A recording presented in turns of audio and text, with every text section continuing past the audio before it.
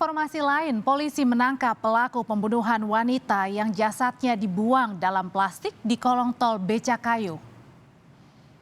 Polisi saudara menangkap pria berinisial R yang diduga membunuh wanita dan jasadnya dibuang dalam plastik di kolong tol Becakayu.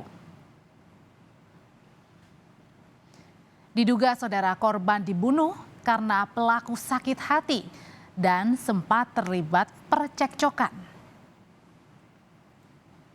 Aksi tersangka saat mengevakuasi jasad korban dengan troli dari apartemen terekam CCTV.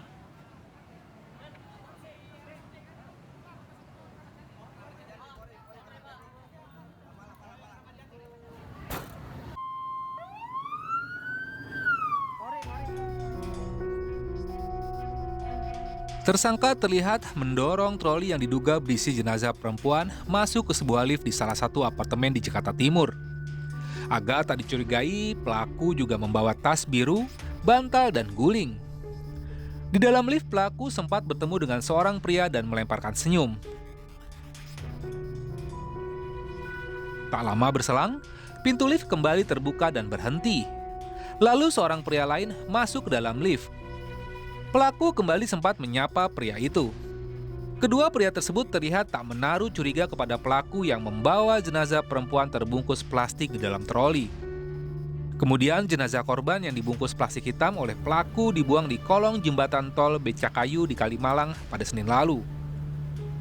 Benar, di dalam bungkusan plastik itu ada seorang wanita sudah meninggal dunia dan sekarang sudah di Rumah Sakit Kramat Jati, ya, utuh, ya. Jadi tidak ada kabar itu yang disampaikan ada mutilasi, tidak ada mutilasi. Yang pasti ada diduga ini diduga pembunuhan, kasus pembunuhan. Tersangka kini telah ditangkap oleh penyidik Polda Metro Jaya. Polisi pun masih memeriksa tersangka untuk mengungkap motif pembunuhan korban. Tim Liputan, Kompas TV. Dan yang ini saudara, kami mendapatkan rekaman CCTV saat pelaku dan korban ini bersama-sama masuk ke dalam apartemen sebelum peristiwa pembunuhan terjadi.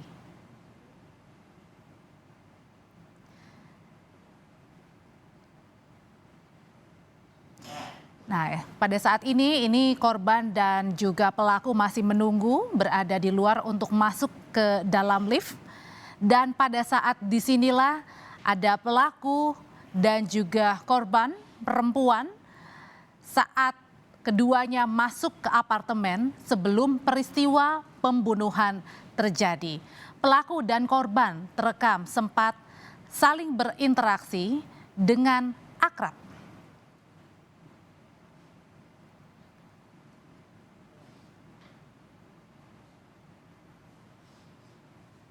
Informasi lebih lengkap kasus pembunuhan perempuan yang dibuang di kolong tol Becakayu. Saat ini kami sudah bersama dengan Kasubdit Jatan Ras Polda Metro Jaya, AKBP Indra Weyendi Panji Yoga. Selamat petang, Pak Panji. Selamat petang, Mbak Audrey. Pak Panji, pertanyaan pertama, kami sudah dapatkan rekaman CCTV saat pelaku masuk ke dalam apartemen bersama korban. Berarti ini sebelum peristiwa pembunuhan terjadi dan artinya antara korban dan pelaku sudah saling kenal lama. Betul, korban dan pelaku merupakan kawan, bisa dibilang sahabat, teman dekat, cukup dekat karena pelaku dan korban pernah bergabung di komunitas J-Army dan sempat melakukan siaran bareng di J-Army. Oke, nah siapa pelaku ini, Pak? Pelaku dengan inisial R, umur 36 tahun. Latar belakangnya siapa? Latar belakang pelaku ini dulu informasi yang kami dapatkan dan hasil pemeriksaan, pelaku pernah menjadi pendeta muda di salah satu gereja di wilayah Bogor. Oke, dan hubungannya antara korban adalah rekan kerja kah atau ada mungkin hubungan asmara kah? Oh, untuk hubungan asmara tidak ada. Oke. Untuk korban dengan pelaku itu merupakan rekan ataupun teman kerja, teman siaran bareng di J-Army, Mbak. Oh oke, jadi keduanya siaran bareng, makanya itu ada apa pada saat bersih tegang itu pada saat ngobrolin tentang podcast begitu ya kalau tidak salah ya Pak? Nih, untuk bersih tegang itu tidak ada, Mbak.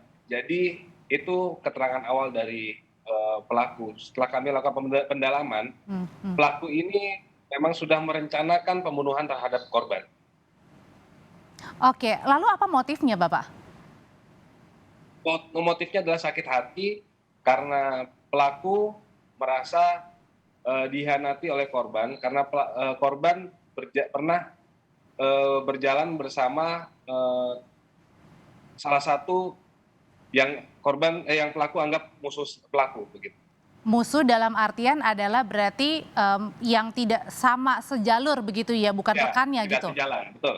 Oh Ya. oke. Karena menjadi rekan karena ada bersih tegang akhirnya pelaku dengan salah satu teman korban inisial H ini akhirnya bermusuhan gitu. Artinya pada saat marah langsung melakukan pembunuhan itu spontanitas kah atau ada perencanaan?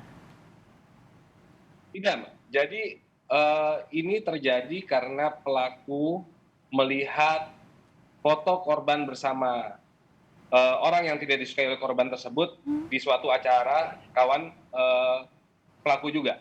Oke. Jadi pelaku artinya merasa ini sakit sudah hati. Gimana Jadi Pak? pelaku merasa sakit hati.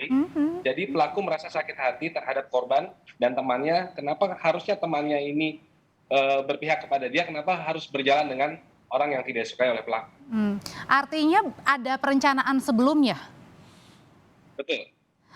Artinya mulai dari Sementara ada.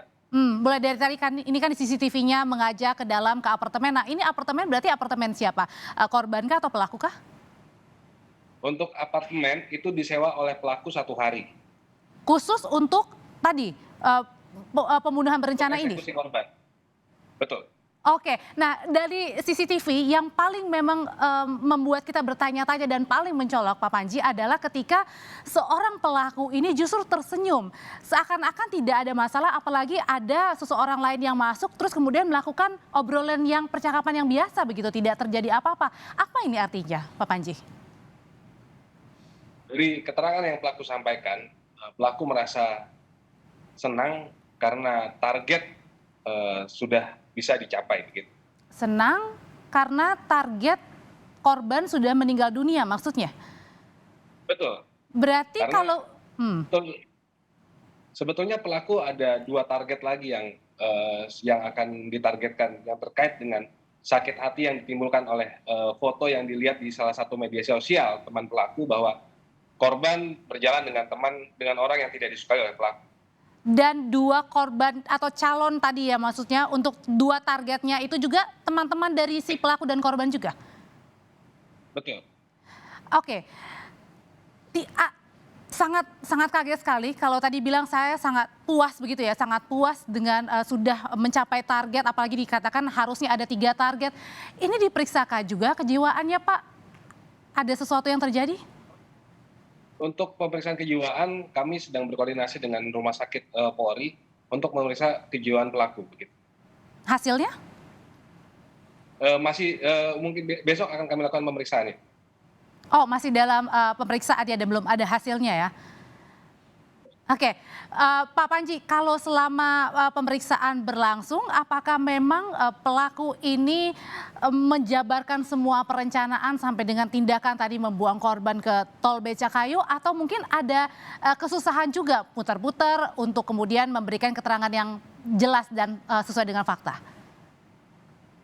Pertama-tama memang pelaku tidak menceritakan dengan jelas seperti yang pernah mungkin didengar oleh rekan-rekan yang lain bahwa pelaku awalnya adalah tersinggung mendengar si korban ini menerima telepon dari orang yang diduga yang tidak disukai oleh pelaku tersebut. Namun ternyata setelah 3 hari kami melakukan pemeriksaan, akhirnya pelaku menyebutkan motif pembunuhan sebenarnya.